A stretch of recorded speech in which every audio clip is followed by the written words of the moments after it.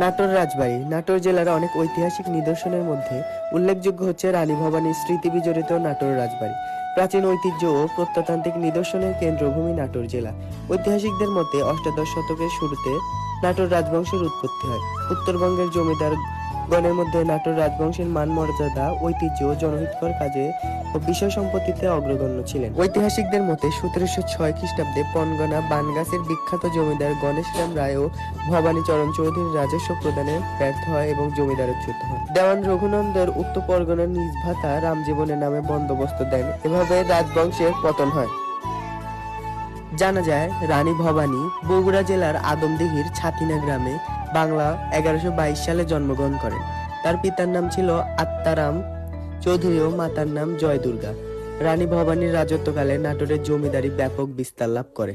বর্তমানে নাটোর রাজবাড়িটি শহরের কেন্দ্রস্থলে কিংবদন্তির কাহিনী ও স্মৃতি বিজড়িত হয়ে আছে। এলাকাটির মোট আয়তন 120 একর, যা 117 বিঘার সমান।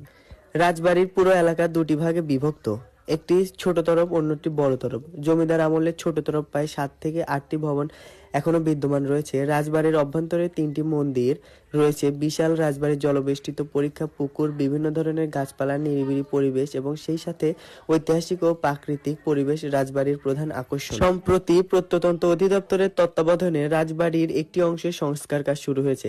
রাজবাড়ির পুরো এলাকা রানী ভবানী কেন্দ্রীয় উদ্যান, যুব পার্ক হিসেবে জেলা প্রশাসনের নিয়ন্ত্রণে পরিচালিত হচ্ছে। See you next video guys. Bye.